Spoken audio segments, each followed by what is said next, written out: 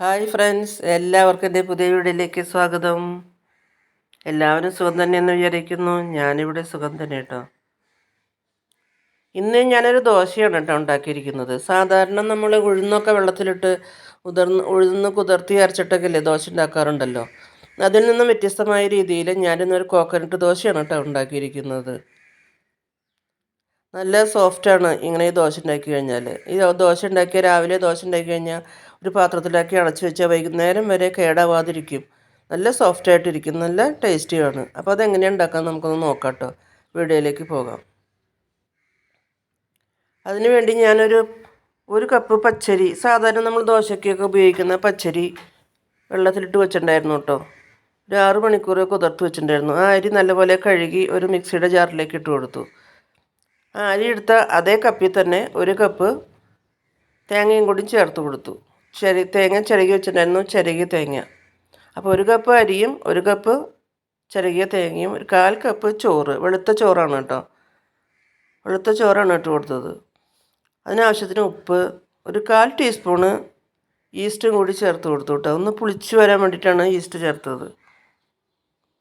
Coconut dosa ആയതുകൊണ്ടാണ് ഞാൻ കൂടുതൽ കോക്കനട്ട് ഇട്ട് കൊടുത്തത്. പിന്നെ ആവശ്യത്തിന് വെള്ളം ഒഴിച്ച് നമ്മൾ ദോശയ്ക്ക് അരച്ചെടുക്കുന്ന മാതിരി നല്ല പേസ്റ്റായിട്ട് അരച്ചെടുത്തു കേട്ടോ. ഇതാ നല്ലപോലെ അരച്ച് കൊണ്ടുവന്നു. അത് വേറൊരു പാത്രത്തിലേക്ക് പകർത്തി.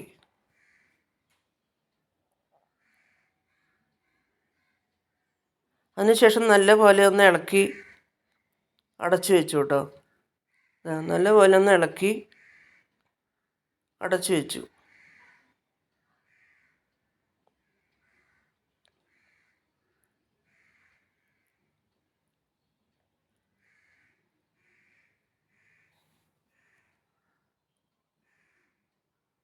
അതിപ്പോൾ ഇന്നലെ രാത്രിയാണ് കേട്ടോ ഞാനിങ്ങനെ അരച്ച് വെച്ചത്. ഇതിപ്പോൾ ഇന്ന് രാവിലെ എണീറ്റ് വന്ന് അടപ്പ് തുറന്ന് നോക്കിയപ്പോൾ നല്ലപോലെ പുളിച്ച് പൊന്തി വന്നിട്ടുണ്ട് കേട്ടോ. നല്ലപോലെ പുളിച്ചു. അതാണ് ഞാൻ നിങ്ങളെ കാണിക്കുന്നത്. അപ്പോൾ കുറച്ച് വെള്ളം കുറവുണ്ടായിരുന്നു. കുറച്ച് വെള്ളം കൂടിയും ചേർത്ത് ദോശയുടെ പാകത്തിന് നല്ലപോലെ ഒന്ന് കലക്കിയെടുത്തു. കുറച്ച് വെള്ളം കൂടി ഒഴിച്ച് ദോശയുടെ പരുവത്തിന് നല്ലപോലെ ഒന്ന് കലക്കിയെടുത്തു.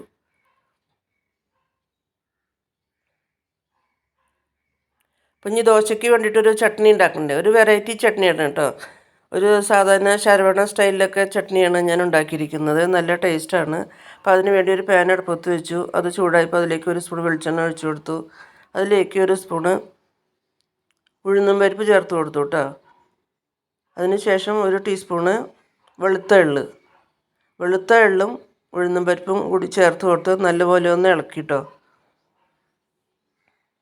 അതിലേക്ക് ഒരു 4 വറ്റൽമുളക് കഴുകി ഉണക്കി വെച്ചിട്ടുണ്ടായിരുന്നു. ആ വറ്റൽമുളകും കൂടി ചേർത്ത് കൊടുത്ത് വീണ്ടും നല്ലപോലെ ഒന്ന് ഇളക്കി.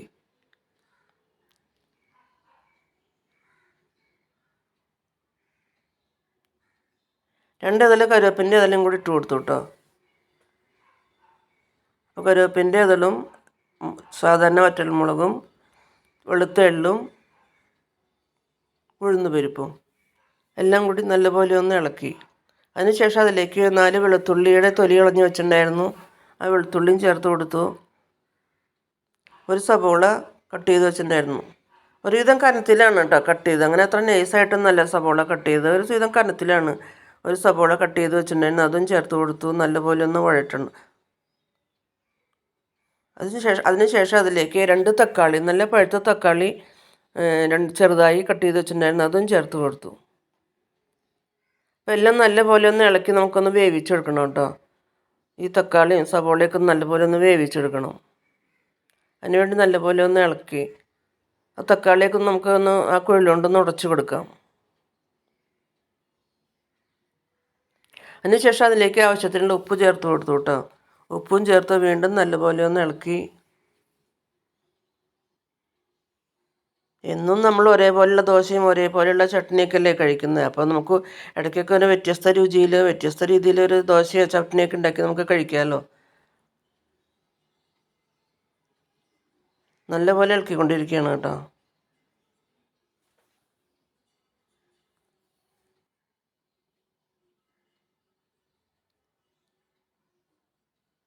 കുട്ടികൾക്കൊക്കെ അങ്ങനെ ഉണ്ടാക്കി കൊടുത്താൽ ഇഷ്ടമാവും കേട്ടോ.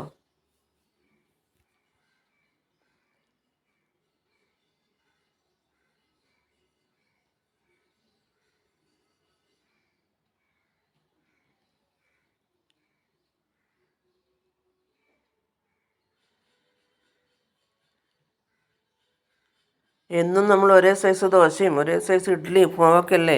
അപ്പോൾ ഇടയ്ക്കൊക്കെ ഒരു ചേഞ്ച് നല്ലതല്ലേ. അപ്പോൾ അതിലേക്ക് 1 ടീസ്പൂണ് കായത്തിൻ്റെ പൗഡറും കൂടി ചേർക്കുന്നുണ്ട് കേട്ടോ. 1 ടീസ്പൂൺ സ്വാദിന് വേണ്ടിയിട്ട് കായത്തിൻ്റെ പൗഡറും കൂടി 1 ടീസ്പൂൺ ചേർത്ത് കൊടുത്ത് വീണ്ടും നല്ലപോലെ ഇളക്കി.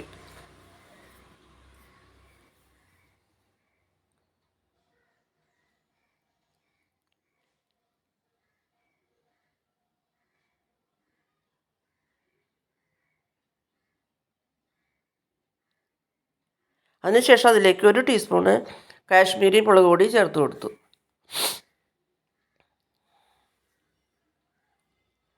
അതിലേക്ക് ഒരു ചെറിയ ടീസ്പൂണ് വാളംപുളി പിഴിഞ്ഞ് വെച്ചിട്ടുണ്ടായിരുന്നു. സാധാരണ സാമ്പാറിന് ഉപയോഗിക്കുന്ന വാളംപുളി, അതിൻ്റെ ജ്യൂസ് 1 ടീസ്പൂണും കൂടിയും ചേർത്ത് കൊടുത്തു.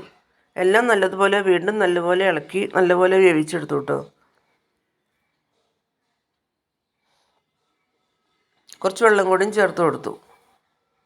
ഇനി വേറെ വെള്ളം ഒഴിക്കേണ്ട, നമുക്ക് ഈ വെള്ളം തന്നെ നല്ലപോലെ തിളപ്പിച്ച് ഈ വെള്ളം തന്നെ നമുക്ക് അരച്ചാൽ മതി, വേറെ വെള്ളം ചേർത്ത് കൊടുക്കണ്ട. വെള്ളം കൂടി ചേർത്ത് വീണ്ടും നല്ലപോലെ ഒന്ന് ഇളക്കി വേവിച്ചെടുക്കണം.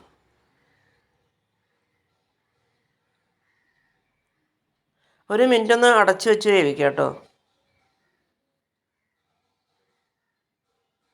വീണ്ടും അതിൻ്റെ അടുപ്പ് തുറന്ന് വീണ്ടും നല്ലപോലെ ഇളക്കി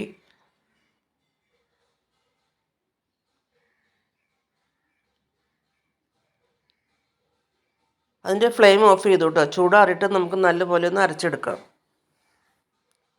ഇതാ ചൂടാറി വന്നപ്പോൾ ഞാനത് ഒരു മിക്സിയുടെ ജാറിലേക്ക് ഇട്ട് കൊടുത്തു കേട്ടോ. അതിനുശേഷം അതിലേക്ക് കുറച്ച് മല്ലിയില നല്ലപോലെ കഴുകി അതും കൂടി ചേർത്ത് നല്ലപോലെ അരച്ചു കൊണ്ടുവന്നു കേട്ടോ. ഇതാ അതൊരു പാത്രത്തിലേക്ക് പകർത്തി. നല്ല ടേസ്റ്റിയാണ് കേട്ടോ ഈ ചട്നിക്ക്, നല്ല ടേസ്റ്റ് ഉണ്ട്. അതിനുശേഷം ഇത്തിരി കടുകും മുളകും കരിവേപ്പിലയും കൂടി വറുത്തിട്ടു കേട്ടോ. വറവും കൂടി ആയപ്പോൾ ടേസ്റ്റി ചമ്മന്തിയായി. അതിനുശേഷം ഞാനൊരു പാൻ അടുപ്പത്ത് വെച്ച് ചൂടായപ്പോൾ അതിലേക്ക് സാധാരണ നമ്മൾ ഉണ്ടാക്കി വെച്ചിരുന്ന മാവുണ്ടല്ലോ, ദോശമാവ്, കോക്കനട്ട് ദോശയ്ക്ക് മാവ് ഉണ്ടാക്കി വെച്ചിട്ടുണ്ടായിരുന്നില്ല, ആ മാവ് ഒരു കുഴിയിൽ ഒഴിച്ചു കൊടുത്ത് ജസ്റ്റ് ഒന്ന് പരത്തിയിട്ടുള്ളൂ കേട്ടോ. സാധാരണ ദോശയ്ക്ക് പരത്തണ മാതിരി അങ്ങനെ കനം കുറച്ചൊന്നും പരത്തണ്ട, ജസ്റ്റ് ഒന്ന് പരത്തിയാൽ മതി. ഇതുണ്ട് ധാരാളം ബബിൾസൊക്കെ വരാൻ തുടങ്ങി കേട്ടോ. നല്ലപോലെ ബബിൾസൊക്കെ വരുന്നുണ്ട്. നല്ലപോലെ ബബിൾസൊക്കെ വന്നപ്പോൾ ഞാനൊന്ന് അടച്ചു വെച്ചു കേട്ടോ.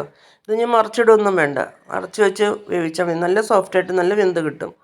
അടുപ്പ് തുറന്നു, ദോശ റെഡിയായി. അപ്പോൾ നല്ല ടേസ്റ്റി ദോശയാണ് കേട്ടോ. എല്ലാവരും അങ്ങനെയാണ് ഉണ്ടാക്കി നോക്കിക്കോളൂ.